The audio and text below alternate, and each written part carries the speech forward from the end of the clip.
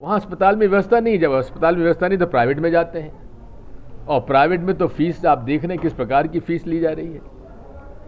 कहने का मेरा मतलब यह है, पूरे देश में मोदी जी के आने के बाद आम गरीब मजदूर की बचत, परिवार के बजट में बचत कम होती जा रही है। आज भी मैं गांव में जाता हूं, पूछता हूं भाई मजदूरों को क्या मिलता है, कि साहब 250 रुपये 300 रुपये। आज से 10 साल पहले भी उनको इतना नहीं मिल रहा था। इसलिए साथियों, इस देश में अर्थव्यवस्था बिगड़ती जा रही है, रुपये का अवमूल्यन होता जा रहा है। जहां $1 में यूपीए सरकार 2014 तक थी, तब 58 रुपये की कीमत थी डॉलर की, और मोदी जी बड़ा जोर शोर से कहते थे, और उनके साथ उनके जितने भी समर्थक हैं, जितने जो बाबा लोग अपने आप को कहलाते हैं, उन बाबा लोगों ने कहा था कि कीमत मोदी को सरकार मत बनाओ और हम कीमतें कम कर देंगे, और साथ में डॉलर का भाव भी हम बढ़ने नहीं देंगे। आज वो सब मौन है, चुप है। क्यों? क्योंकि मोदी जी पूरी तरीके से असफल हो चुके हैं। अब बात आती है, आप पूछेंगे साहब असफल हो गए तो दिल्ली में कैसे जीत गए? ये बात वाकई में समझने की है। एक बात मैं शुरू से कहता आया, मुझे दिक्कत इस बात की, जब मैं कुछ बात कहता हूं तो लोगों को समझने में देर लगती है। जब Arvind Kejriwal ji India against corruption का अभियान चलाए हुए थे, और हमारे अन्ना हजारे साहब को उन्होंने मुखौटा बनाया हुआ था, तब पूरा राष्ट्रीय स्वयंसेवक संघ उनका समर्थक कर रहा था।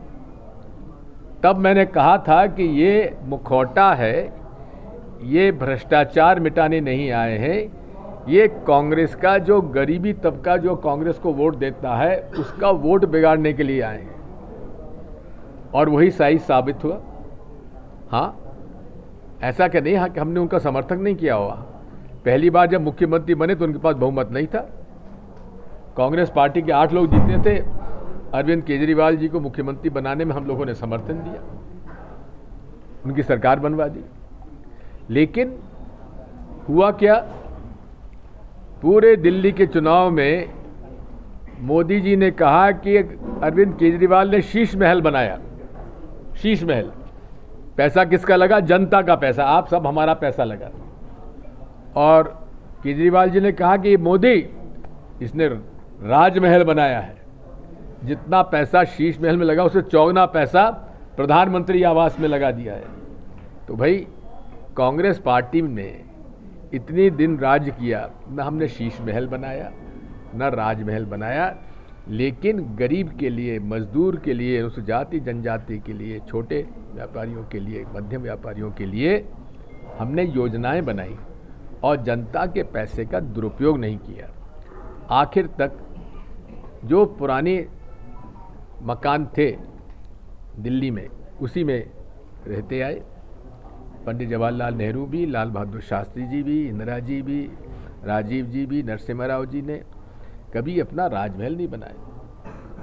बात यही है, ये लोग कहते कुछ हैं और करते कुछ हैं। इसलिए मैं तो इस बात को कहूँगा कि कांग्रेस में हाँ कमजोरियां हो सकती हैं, हम स्वीकार करते हैं, लेकिन कांग्रेस ही वो पार्टी है जो विचारधारा की लड़ाई लड़ रही है।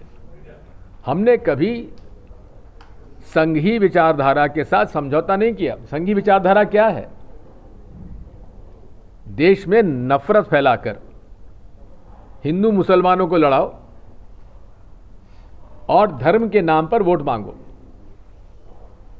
हमारा धर्म ने तो कभी ये नहीं कहा है कि नफरत करो लोगों को। हम तो प्रेम सद्भाव की बात करते आए हैं। सर्वधर्म सभी धर्मों का सम्मान करना, सर्वधर्म समभाव हम लोगों का मूल आधार रहा है। हमारे सनातन धर्म के अंदर नारे भी उसी प्रकार के लगते हैं, सबका कल्याण हो, विश्व का कल्याण हो। तो साथियों, हमारी आस्था जहाँ भी है आस्था रहे, लेकिन उस आस्था को राजनीतिक हथियार के रूप में उपयोग नहीं होना चाहिए।